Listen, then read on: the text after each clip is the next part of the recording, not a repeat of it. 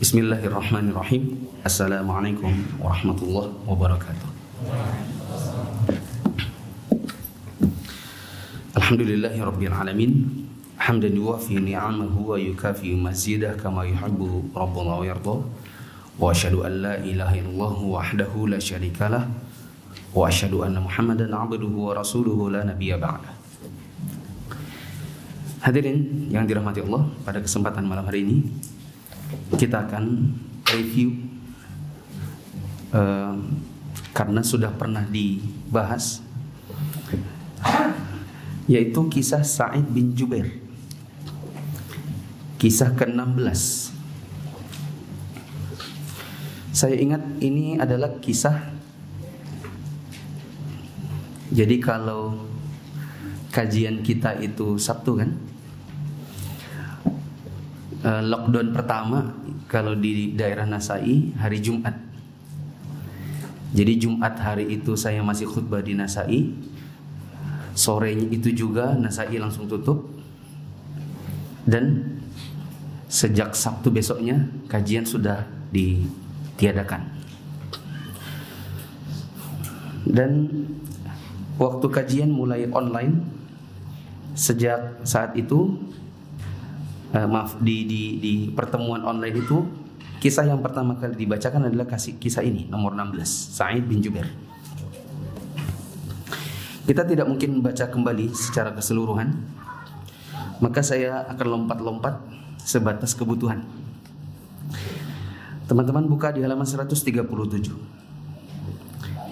Sa'id bin Jubair ini salah seorang tabi'in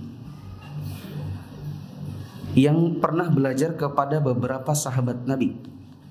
Paling bawah disebutkan dia belajar kepada Abu Sa'id Al-Khudri, Adi bin Hatim At-Ta'i, Abu Musa Al-Ash'ari, Abu Hurairah Ad-Dawsi, Abdullah bin Umar, Aisyah radhiyallahu anhum ajma'in. Tapi dari seluruh gurunya yang ada, guru yang paling banyak mempengaruhi kehidupannya, dirinya, keilmuannya adalah Abdullah bin Abbas radhiyallahu anhu, yang merupakan salah satu alim atau ahli tafsirnya umat Nabi. Nah, kita lompat kepada kisahnya di halaman 140 paling atas. Allah berkehendak terjadi perselisihan antara Al-Hajjaj bin Yusuf Al-Thaqafi dengan Abdurrahman bin Al-Ash'ath, salah seorang pembesar panglimanya Hajjaj sendiri. Ya, dan Allah berkehendak untuk membalik perselisihan itu menjadi sebuah fitnah. Ya, bukan cuma sekedar timbul cekcok biasa, tapi nanti akan berujung kepada pembantaian kaum muslimin. Nah, teman-teman yang dirahmati Allah, perhatikan dulu. Al-Hajjaj ini salah satu tokoh di zaman dahulu yang sangat kejam. Hanya saja memang dia di backup oleh sebagian khalifah di kalangan Bani Umayyah dahulu. Dan Hajjaj ini punya sebagian dari kelebihan-kelebihan. Saya pernah sebutkan kayaknya mungkin di sini. Siapa yang tahu kelebihannya Hajjaj ini apa? Hafal Quran. Tapi meskipun dia menghafal Al-Quran, tidak membuat hatinya lembut. Hajjaj ini dikenal kejam. Ya. Dan dengan kekejamannya dia mengharapkan dirinya bisa dapat wibawa. Nah, ala kulli hal, intinya ketika terjadi percekcokan antara Hajjaj dengan panglimanya sendiri, yaitu Abdurrahman ibn Al-Ash'ath, maka Sa'id bin Jubair masuk di dalam barisannya Abdurrahman.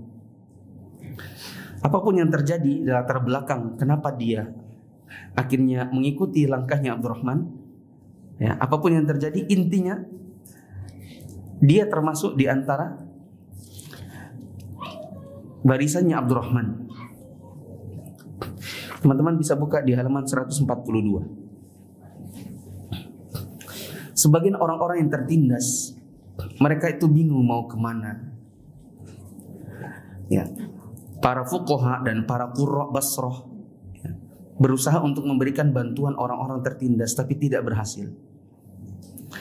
Nah, kesempatan ini dimanfaatkan oleh Abdurrahman ibn al-Ash'ath untuk menyeru para fuqaha atau ahli-ahli fikih dan para qurra atau para ahli qiraah untuk membantu dirinya, sehingga sekelompok dari para pembesar tabi'in dan imam kaum muslimin ikut-ikutan masuk di dalam barisannya. Di antara yang paling kita kenal namanya adalah Sa'id bin Jubair dan Asy-Sya'bi. Masih ingat Asy-Sya'bi? Kapan bahasnya? Berminggu lalu kan?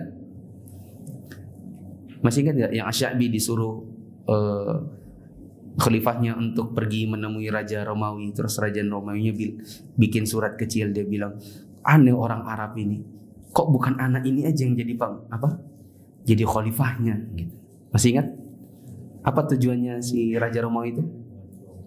Ya, supaya khalifah bunuh Asy-Sya'bi.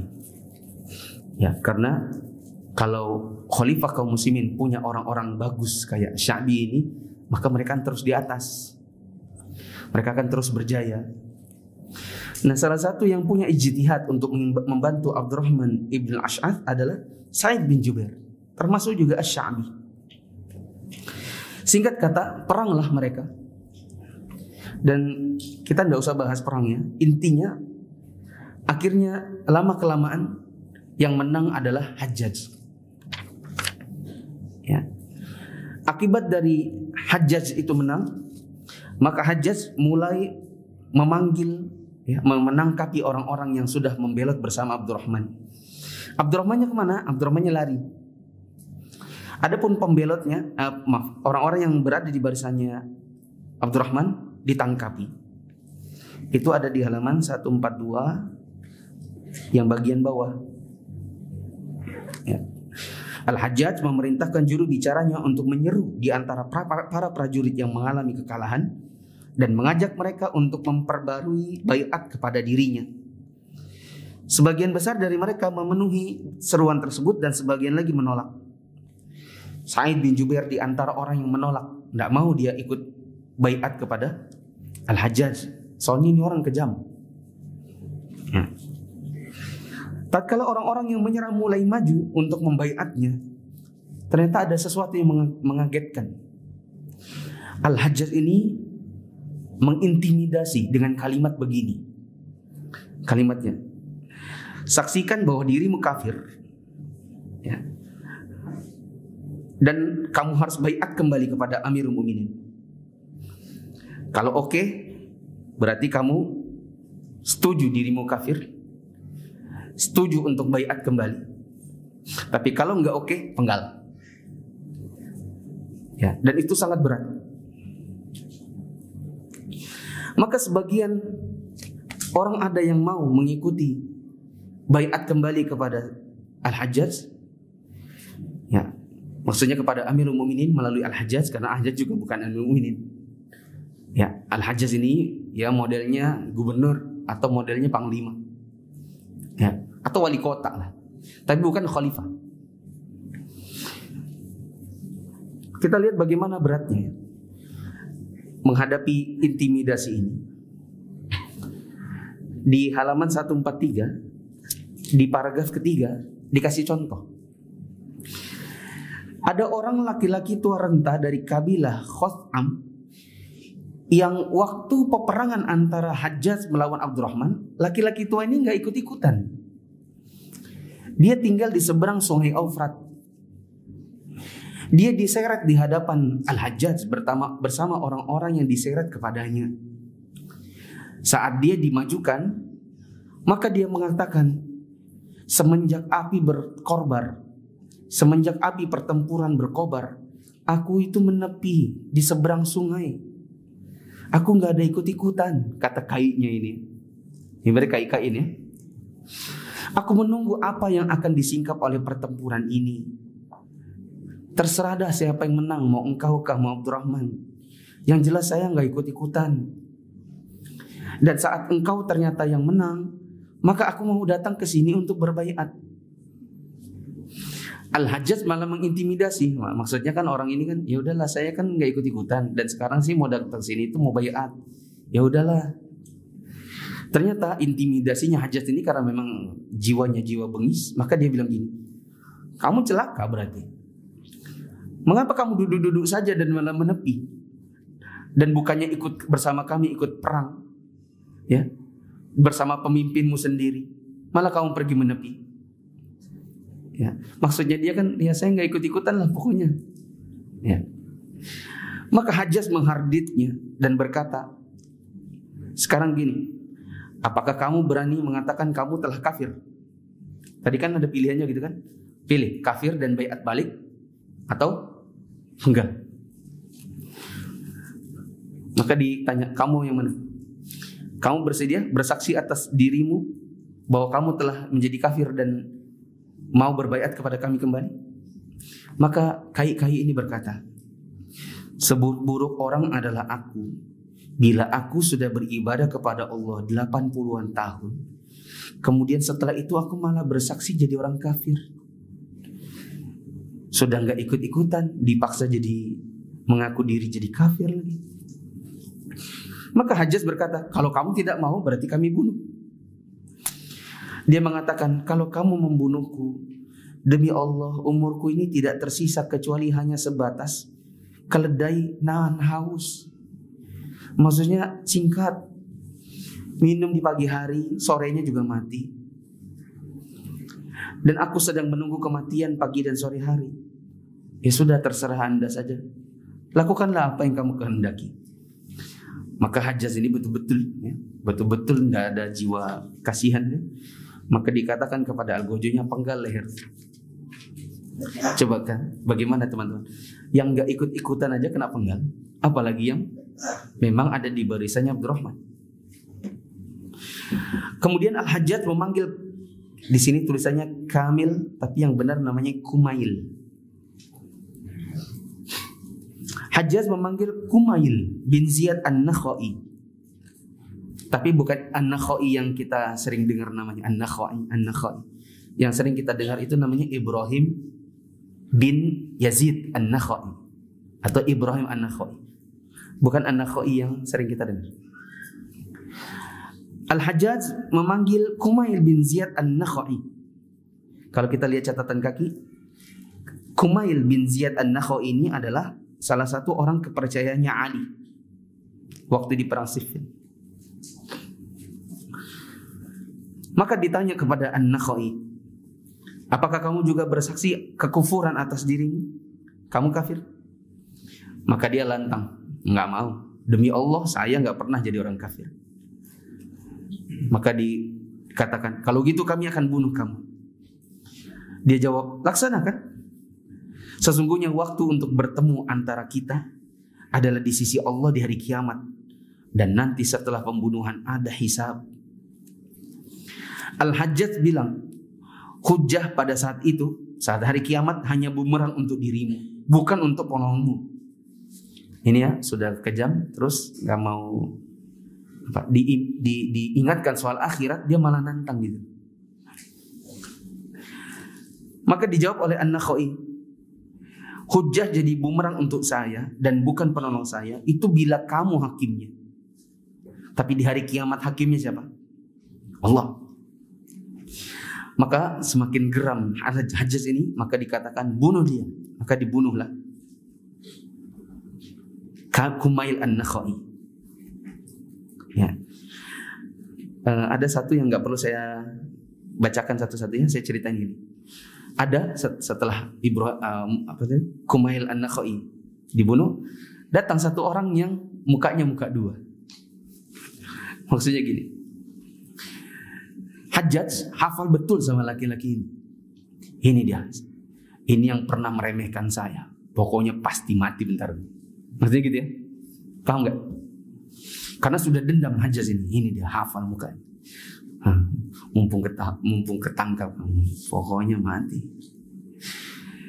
Ternyata ketika ditanya, apakah kamu bersaksi atas kekufuran atas dirimu? Kayaknya nggak mungkin deh. Kamu ini saya tahu pasti orangnya tegar, dan pasti akan bersaksi bahwa tidak ada kekufuran pada dirinya. Betul kan?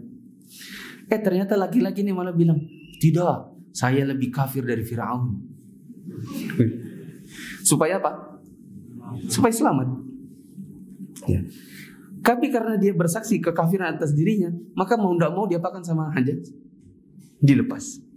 Padahal Hajjaj sudah nandain, pokoknya ini ntar lagi mati. Ternyata di luar dugaan orang ini malah bersaksi kekufuran atas dirinya supaya selamat. Kalau saya membayangkan orang ini ada di tengah kita, ini orang yang punya dua muka, beda antara depan dengan belakang. Dan orang yang seperti ini harus dijauhkan dari pergaulan kita. Ya. Karena kalau dia mau cari selamat, dia akan ganti pemikirannya. Begitu. Itu biasanya orang-orang yang biasanya suka ngadu domba. Kalau ngomong sini gini. Besok pas ketemu orangnya diam.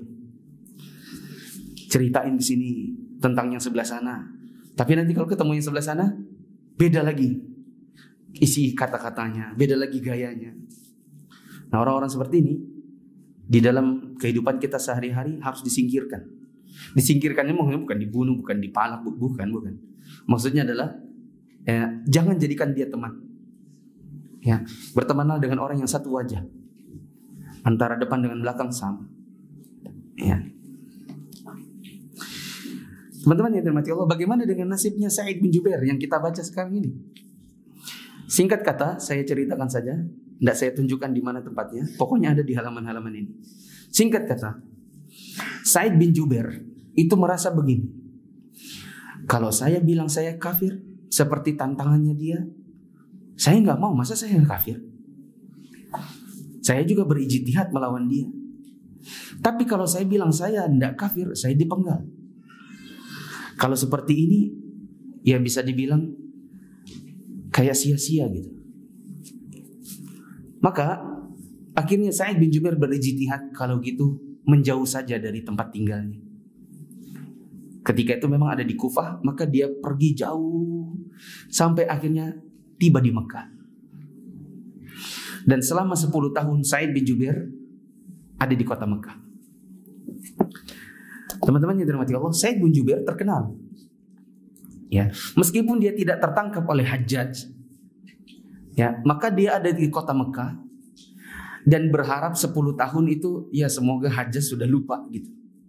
Ternyata tidak. Ya. Tidaknya itu, ternyata Hajjaj punya wali kota baru. Ya, kita istilahkan wali kota aja. Yang ada di tempat di kota Mekah. Namanya Khalid bin Abdullah Al-Qasri. Ini wali kota barunya. Maka orang-orang yang dekat dengan, wahai Syekh, karena Sa'id sudah tua, Syekh, sudah datang wali kota baru. Dan kami yakin nanti orang-orangnya Hajjaj ini melalui wali kotanya. Kami khawatir engkau nanti kalau ketahuan ada di sini ditangkap.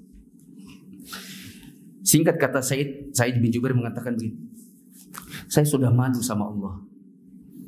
Saya sudah lari 10 tahun. Dan saya juga sudah tua. Saya mau lari kemana lagi? Saya akan menunggu apa yang Allah takdirkan untuk saya. Singkat kata, betul-betul Khalid ini akhirnya sampai di telinganya bahwa Sa'id bin Jubair ada di kota Mekah. Maka segera didatangi, dikepung, ditangkap. Waktu ditangkap ada anaknya yang perempuan nangis-nangis. Ya, maka Sa'id bin Jubair mengatakan, kamu pulang ya, bilang sama mamamu nanti insya Allah kita ketemu di surga. Karena dia sudah yakin nggak bakal pulang. Ya, maka anaknya nangis, tapi ya harus ditinggal. Pergilah Sa'id bin Jubair, diboyong ke tempatnya Hajjaj. Maka ada percakapan yang luar biasa. Percakapan itu dimulai dari halaman 146. Di paragraf yang kedua ditanya, siapa namamu? Dia jawab, Sa'id bin Jubair. Hajjaj bilang, bukan, namamu Syaqi bin Qusair. Ya, saya mengekspresikannya dengan kalimat ngejek. Syaqi itu artinya sengsara. Ya, bukan Sa'id. Sa'id itu kan artinya gembira. Maka diplesetkan namanya. Bukan Sa'id, kamu syaqi. Sengsara. Kamu bukan Jubair. Bukan orang yang menutup. Kamu orang yang pecah. Pecah itu diganti dengan nama Kusair. Muhammad. Apa pendapatmu tentang Muhammad? Kita nggak usah banyak membaca sampai sini. Ditanya tentang siapa itu Muhammad? Siapa itu Abu Bakar? Apa pendapatmu tentang Umar? Apa pendapatmu tentang Utsman? Apa pendapatmu tentang Ali? Siapa khalifah Bani Umayyah yang paling kamu kagumi? Bagaimana pendapatmu tentang aku? Ya kan?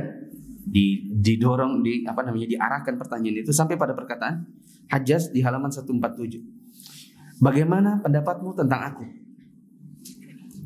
Maka dijawab oleh Sa'id, kamu lebih tahu tentang dirimu sendiri. Tapi aku maunya kamu yang komentar. Maka dijawab, kalau demikian, komentarku tidak akan membuat kamu senang, tapi juga tidak membuat kamu sedih. Komentar saya nanti akan membuat kamu sedih dan tidak membuat kamu senang. Dipaksa. Ya, saya mau dengar apa komentarmu tentang saya. Maka dia mengatakan dengan jujur, aku mengetahui bahwa kamu adalah orang yang menyelisihi kitabullah. Meskipun hafal Quran. Kamu melakukan perkara-perkara yang kamu mengharapkan wibawa. Ya, seperti membunuhi orang. Dan kamu berharap kamu disegani orang. Ya. Dan ini kita lihat ya, model-model preman kan seperti itu. Dia palak orang, ya, dia pukul orang, mengharapkan wibawa dan ditakuti orang. Kamu melakukan perkara yang kamu mengharapkan wibawa darinya, tapi sebenarnya kamu menjerumuskan dirimu dalam kebinasaan dan mendorong dirimu ke neraka. Hajjaj marah, dia bilang, aku akan bunuh kamu. Dijawab balik, kalau kamu bunuh saya, itu seperti kamu merusak dunia saya, tapi aku merusak akhiratmu. Ditanya, kamu mau dibunuh kayak apa? Pilih caranya. Maka dijawab, silakan pilih saja sembarang, terserah kamu. Demi Allah, tidaklah kamu membunuhku dengan suatu pembunuhan, kecuali Allah akan membunuh kamu juga dengan cara yang sama di akhirat. Hajjaj mengatakan, kamu gak mau diampuni, gak pengen dimaafkan. Maka Sa'id bilang, ampunan itu dari Allah. Adapun dari kamu itu tidak punya ampunan dan cuma dapat uzur saja. Maka murkalah Hajjaj dan dikatakan, ambil pedang dan alas wahai pengawal. Sa'id tersenyum. Maka Hajjaj berkata, kenapa kamu tersenyum? Maka Sa'id mengatakan, aku heran terhadap kelancanganmu kepada Allah, tapi kemurahan Allah kepada dirimu. Kamu lancang untuk membunuhi jiwa-jiwa kaum mukminin, tapi herannya Allah malah memberikan kemurahan pada dirimu. Maka dijawab, bunuhlah dia wahai pengawal. Maka Sa'id bin Jubair menghadapkan wajahnya ke kiblat dan membaca, wajjahtu wajhiya lilladzi fataras samawati wal ard hanifa wa ma ana minal musyrikin. Aku menghadapkan wajahku kepada Allah yang menciptakan langit dan bumi dengan penuh kepasrahan mengikuti agama yang benar, dan aku bukan termasuk orang musyrik. Dihadapkan wajahnya kemana? Ke kiblat. Karena tahu, maka Hajjaj bilang, palingkan wajahnya dari kiblat, jangan bikin dia hadap kiblat. Maka dijawab lagi oleh Sa'id bin Jubair, fa aina ma tuwallu fa thamma wajhullah. Kemanapun kalian menghadap, di sana ada wajah Allah. Dikatakan, telungkupkan dia ke tanah, ya, biar nggak kemana-mana, hadapnya cukup ke tanah. Maka Sa'id bin Jubair membaca, minha khalaqnakum wa fiha nu'idukum wa minha nukhrijukum taratan ukhra. Dari bumi atau tanah itu kami ciptakan kalian, dan kepadanya kami akan mengembalikan kalian, dan darinya kami akan mengeluarkan kalian pada kali yang lain. Ya, semakin dongkol siapa nih? Si Hajjaj. Maka Hajjaj mengatakan, sembelih musuh Allah ini, meskipun aku tidak melihat seseorang yang sangat kuat hafalannya terhadap Al-Quran lebih dari dirinya. Maklum, dia ini muridnya siapa? Muridnya siapa tadi? Ibnu Abbas. Maka Sa'id mengangkat kedua telapak tangannya dan berdoa, ya Allah, janganlah engkau menguasakan Hajjaj atas siapapun setelahku. setelah sepeninggalku nanti. Dan betul-betul tidak lebih dari 15 hari sejak kematian Sa'id bin Jubair, Al-Hajjaj akhirnya terserang demam, sakitnya terus bertambah, dia tertidur sebentar, nanti terbangun kembali. Dan setiap dia terbangun, dia merasakan ketakutan dan dia berkata, di dalam mimpiku, di dalam tidurku, aku didatangi Sa'id bin Jubair dan dia cekik leherku. Ya. Dan setelah dia meninggal, Hajjaj ini akhirnya meninggal, ada sebagian orang yang akhirnya bermimpi melihat dirinya, ketemu di dalam mimpi mereka. Ya ibaratnya Hajjaj meninggal di tengah-tengah kita, terus kita lagi ngobrol, terus ngobrol gini, aku mimpi loh ketemu Hajjaj. Aku juga. Banyak yang mimpiin dia, dan dalam mimpinya mereka berkata, apa yang Allah perbuat atas dirimu setelah kamu bunuh orang-orang, wahai Hajjaj? Kamu kan bunuh ribuan orang. Bagaimana nasibmu setelah itu? Di dalam mimpi itu dia mengatakan, Allah membunuh diriku setiap satu orang dengan satu kali pembunuhan, tetapi Allah membunuhku dengan kematiannya Sa'id bin Jubair sebanyak 70 kali pembunuhan. Nah, kita pindah ke Muhammad bin Wasi' al-Azdi. Singkat kata, Muhammad bin Wasi' ini, dia itu punya jari jemari yang luar biasa. Bukan lentik ya jemaah. Bukan jari jemarinya itu kenapa? Dia itu kalau sudah angkat tangan begini di medan perang, apa yang dia doain pasti terjadi. Ya. Dia dikenal ya pokoknya di kalangan panglima-panglima di zaman dahulu seperti di kalangannya Yazid bin Al-Muhallab. Pokoknya kalau di barisannya ada Muhammad bin Wasi' al-Azdi, dia dan teman-temannya itu lebih tenang. Kenapa lebih tenang? Bukan mereka menyandarkan nasib pada Muhammad bin Wasi', bukan. Cuma mereka kalau sudah lihat Muhammad bin Wasi' angkat tangan begini, itu lebih tenang. Kenapa? Nanti apa yang didoainnya biasanya terkabul. Salah satunya adalah ada orang ketika mereka berperang dengan orang-orang kafir, ada orang kafir yang dengan sombongnya nantang duel. Ya. Dan Muhammad bin Wasi' ini bukan orang muda, dia sudah tua. Nggak usah di situ, nggak usah dicari teman-teman. Ya. Apa namanya? Saya acak-acak nih anunya ceritanya. Ditantang duel, maka Muhammad bin Wasi' mengatakan, sini saya yang ngelawan. Tapi sudah apa? Sudah tua. Maka yang muda bilang gini, Syekh jangan, biar saya. Ya, maju yang anak muda. Maka Muhammad bin Wasi' bilang, ya sudah, kamu. Lalu setelah itu apa? Angkat tangan, berdoa. Dan betul-betul ya, dia doakan tentu kemenangan. Dan berakhir pada pedangnya orang kafir itu nancap di baju besinya si pemuda itu, tapi nggak kena orangnya. Sedangkan pedangnya si pemuda itu membelah di bagian pelipis sehingga kayak hilang batoknya gitu. Ya, maka orang itu langsung mati karena terlempar setengah dari pelipis ke belakang gitu. Hilang batok kepalanya. Ya. Dan kejadian itu dilihat oleh orang-orang kafir, dan mereka yang tadinya merasa diri akan menang, merasa senang, merasa hebat, tiba-tiba lari ketakutan. Ya. Dan sejak kejadian itu orang-orang kaum muslimin semakin merasa kuat. Karena pokoknya kalau ada Muhammad bin Wasi', Allah jadikan dia orang yang dikabulkan doanya. Saya tidak terlalu tertarik dengan yang seperti ini karena nggak bisa kita terapkan dalam kehidupan sehari-hari. Nggak ada di hari kita yang berani mengatakan saya ini orangnya dikabulkan doa. Saya ini kalau berdoa nggak tahu kenapa ya kekabul semua. Nggak ada yang berani bilang begitu, sehingga kita tidak perlu mendalami masalah ini. Ada satu yang sangat bagus dari kisahnya Muhammad bin Wasi' ini, ada di halaman 153. Waktu peperangan reda, maka Yazid bin Al-Muhallab berkata kepada penjaga gudangnya, coba hitung ghanimah dan berikan kepada yang berhak. Setelah dihitung-hitung, ya, maka sudah terkalkulasi sekian. Nah, di antara ghanimah itu ada mahkota lapis emas murni, dihiasi berlian, mutiara dan ukiran-ukiran indah. Ya. Antum tidak usah bayangkan apakah orang di zaman dahulu ketemu berlian. Apa di zaman dulu sudah ada Frank and Co jualan berlian begitu? Nggak usah dipikirkan. Pokoknya ada mutiara, ada mahkota, emas dan lain-lain. Yang terpenting adalah orang-orang itu kepengen, itu kalau dijual mahal itu. Mas, andaikan saya yang dikasih. Yazid, panglima perang ini, mengangkat mahkota itu dan berkata begini, apakah kalian percaya ada orang di kalangannya Muhammad ini yang masih zuhud sama benda begini?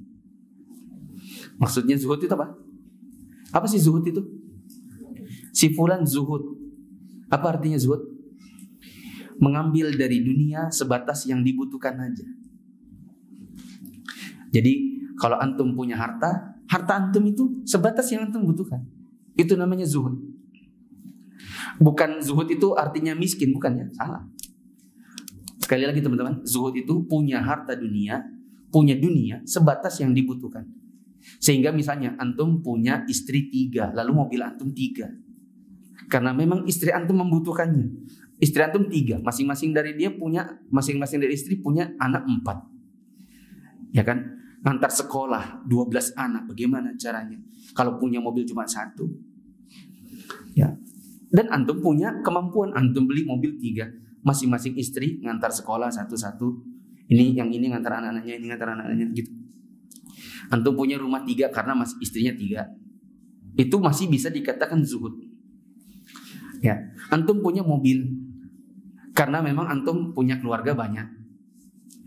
Nah, tapi kalau sudah antum punya mobil Jaguar, antum punya mobil Mercy, ketika ditanya apa kepentingan antum dengan merek ini, lalu antum tidak bisa jawab, itu baru nggak zuhud.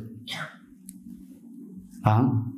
Tapi kalau antum punya misalnya mobil Kijang, ditanya kenapa kamu harus punya Kijang, maka antum bisa jawab, kenapa juga saya harus bukan punya Kijang? Ya karena itu nggak merek, nggak. Tapi kalau itu, kenapa kamu harus pakai mobil Jaguar? Haruskah dalam hidupmu ini punya BMW? Ya, dan antum nggak bisa menjawab. Nah di situ ada pertanda tanya besar. Apakah antum cukup zuhud untuk memiliki benda-benda seperti itu? Ya. Ditanyalah, balik sini ya. Yazid nanya, apakah kalian jamaah, wahai pasukan, yakin ada orang di zaman sekarang masih zuhud sama benda begini? Maksudnya ini benda, ini kalau dijual nih 3 miliar. Maka orang-orang bilang begini, ya nggak percaya lah. Semua orang juga kalau dikasih mau. Maka Yazid mengatakan, kalian nggak tahu, di antara kita ini masih ada satu orang yang begitu. Ya. Maka ditanya, siapa yang begitu? Maka Yazid bilang, namanya Muhammad bin Wasi' al-Azdi. Coba cari mana dia.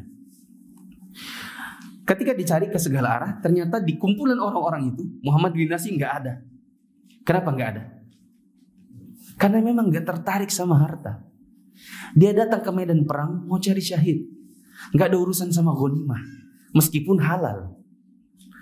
Ghanimah itu apa teman-teman? Harta rampasan perang. Kalau dikasih halal, bawa pulang. Kayak masih ingat kisahnya bapaknya Robi'ah Ar-Ra'i yang pergi jihad 30 tahun nggak pulang-pulang itu. Itu dapat berapa? 30.000 dinar ghanimah. Tapi dipakainya buat apa? Pakainya buat beli rumah, nikah. Ya enggak apa-apa, halal aja.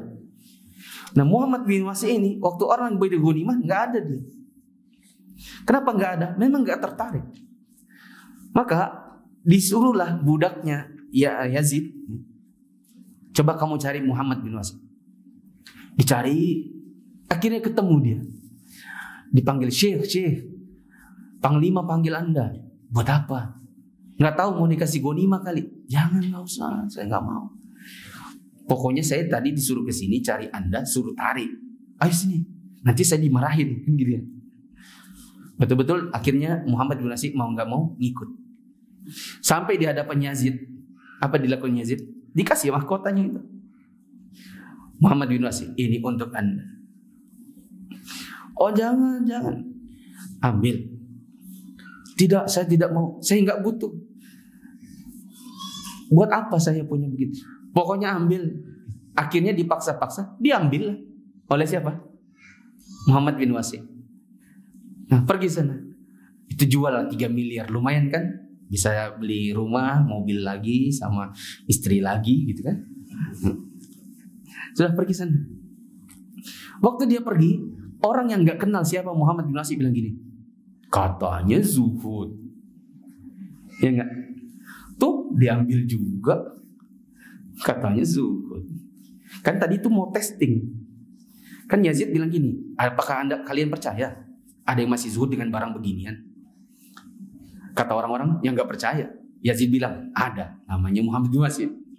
Ya kan, cari dia, cari. Pas datang dikasih, nggak mau, dipaksa-paksa mau, pergi juga akhirnya dengan mahkota itu. Maka orang yang tidak kenal Muhammad bin Wasi bilang apa? Katanya zuhud, diambil juga ternyata. Tapi diambilnya terpaksa. Waktu dia jalan ketemu orang kasihan miskin gitu. Maka Muhammad bin Wasi ini tolah-toleh, kanan kiri, lihat gak ada orang, mahkota itu dikasih ke orang miskin tadi. Ini hartanya Allah, ambil. Langsung pergi dia. Coba, ya kan? Pergi Muhammad bin Wasi, mahkotanya sudah dikasih ke orang miskin tadi. Maka budaknya Yazid kan disuruh nguntit lagi. Budaknya nangkap si orang miskin tadi. Sini. Ini mahkotanya Panglima. Enak aja. Ini dikasih orang tadi situ. Enggak, ini punyanya Panglima. Jangan gitu, saya tadi dikasih orang itu. Maka diceritakan, ini lagi testing tadi. Ya. Jadi si Muhammad bin Wasi tadi ngasih kamu, itu kami cuma testing. Sini kamu, kita kasih ke Panglima. Sini, nanti kamu dikasih harta. Dibawalah orang miskin ini. Setelah dikasih pengertian, maka diganti, nih gantinya ya, ini buat kamu. Tapi mahkotanya kembalikan. Karena memang itu tadi cuma testing. Sudah ridho nih si orang miskin, pergilah dia dengan harta dikasih Panglima. Maka Panglimanya bilang gini, ini mahkotanya. Sekarang kalian sudah percaya? Masih ada di kalangan umat Muhammad yang zuhud dari barang beginian? Gitu. Betul-betul tidak tertarik Muhammad bin Wasi dengan seperti itu. Tapi dia ambil karena keterpaksaan, karena dipaksa. Teman-teman yang dirahmati Allah, saya mengambil pelajaran di sini. Ada kalanya kita itu suuzon sama orang pada sebuah kondisi yang dia tidak menginginkan dan tidak bermaksud. Dia tidak bermaksud seperti itu. Cuma kita yang terlanjur suuzon karena kita mungkin nggak kenal. Ya. Saya mau kasih contoh, tapi kayak curhat menjadinya. Tapi nggak apa-apa ya. Saya nggak ngerti, tidak menemukan contoh yang paling pas saat ini kecuali apa yang mau saya sampaikan. Mau nggak mau. Karena kejadiannya baru seminggu lalu. Saya ketemu dengan seorang kenalan baru. Saya nggak tahu apakah dia mungkin hadir di sini.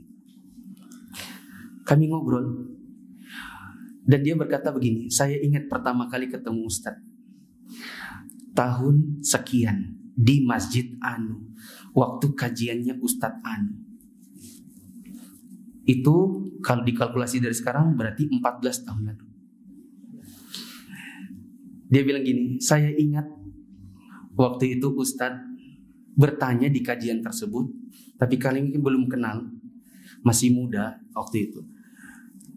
Ini perkataan saya, masih muda ketika itu, waktu 2007 masih muda lah gitu. Ya. Di kajian itu dia bilang gini, saya dengar antum bertanya pakai bahasa Arab. Lalu ustadz yang ditanya, yang mengisi pengajian berkata, tidak usah bertanya pakai bahasa Arab karena ikhwan-ikhwan di sini tidak paham. Gitu. Oh, saya ingat kejadian itu, saya bilang gitu. Saya ingat kejadian. Terus tanggapan antum seperti apa? Saya sih waktu itu bilang gini, ya kalau bahasa, dia pakai bahasa Jawa yang saya tidak tahu bahasa Jawanya apa. Ya pakai bahasa Jawa gitu ya. Tapi kalau di bahasa Jakarta itu songong. Songong banget, sombong. Sok-sok nanya pakai bahasa Arab gini-gini gitu. Begitu. Saya bilang, tahukah akhi, mungkin antum adalah orang kedua kali yang saya kasih tahu. Tentu orang pertamanya istri saya, karena kami pergi itu sama-sama. Sejujurnya saya waktu itu tidak bertanya, tapi saya mengetahui bahwa ustadz yang menyampaikan itu ada kesalahan, dan saya tidak ingin mempermalukan dirinya dengan kesalahannya. Tapi saya juga tidak waktu itu berpikir kayaknya bagusnya segera dikoreksi supaya jamaah ketika keluar tidak membawa sesuatu yang salah.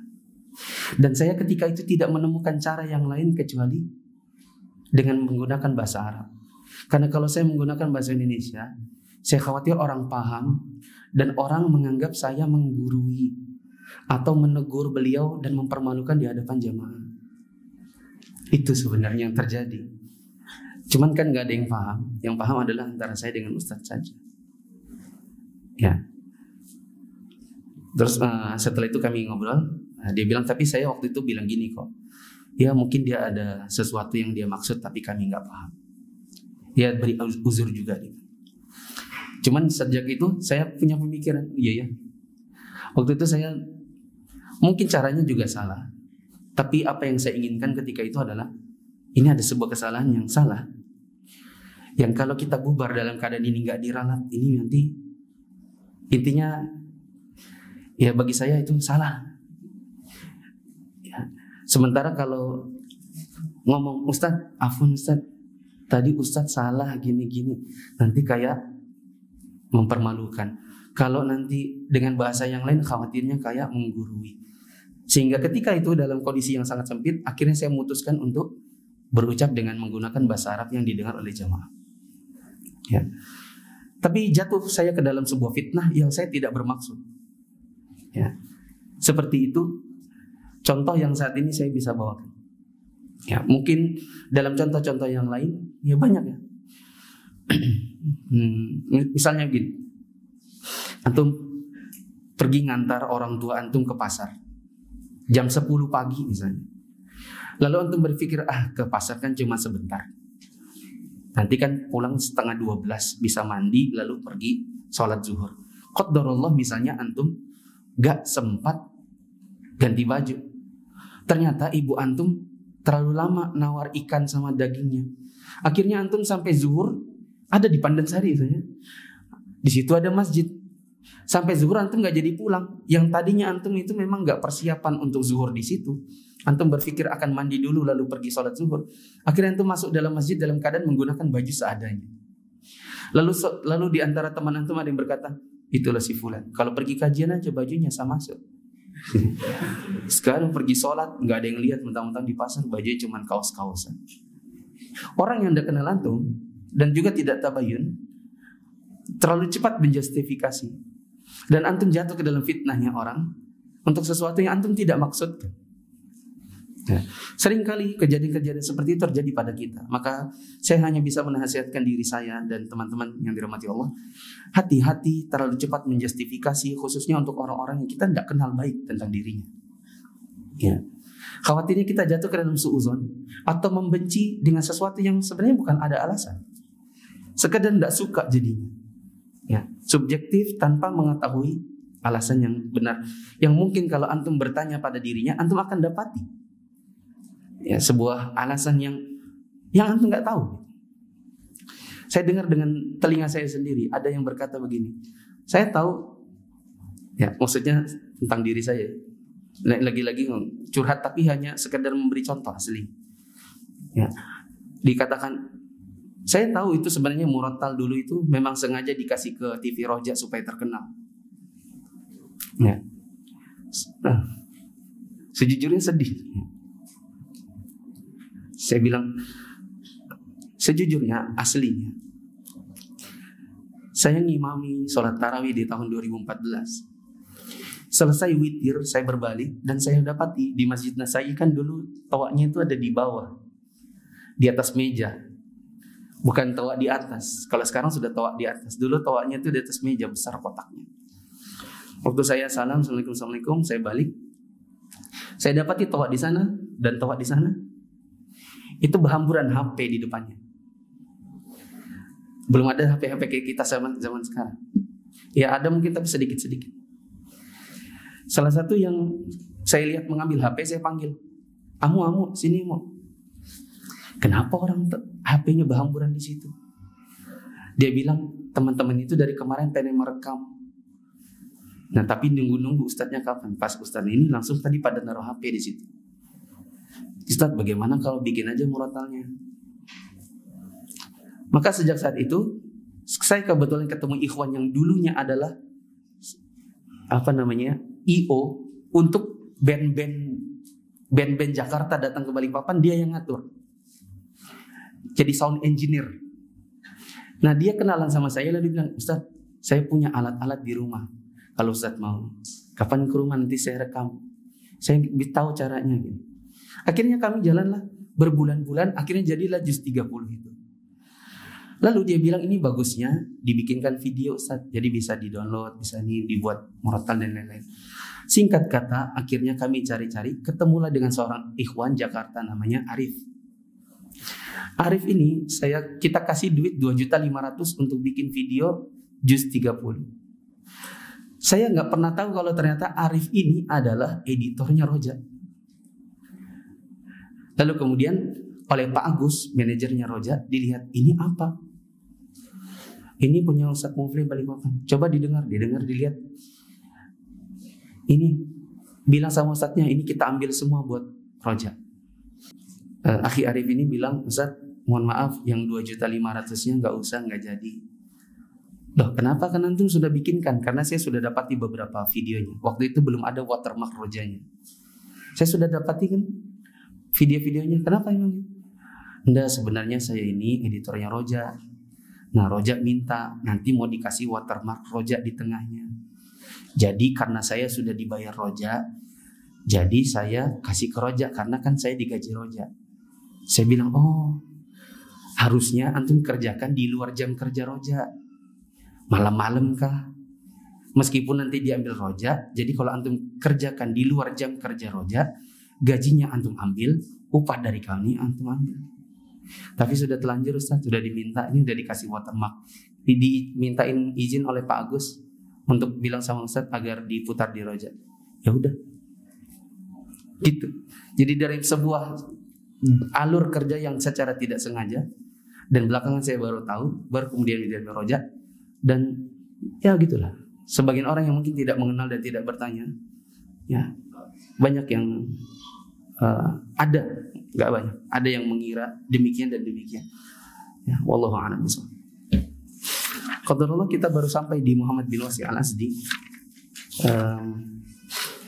Insyaallah kita akan lanjutkan lagi di pertemuan yang akan datang. Kurang lebihnya mohon maaf. Subhanakallahumma wa bihamdika asyhadu an la ilaha illa anta astaghfiruka wa atubu ilaik. Wassalamualaikum warahmatullahi wabarakatuh.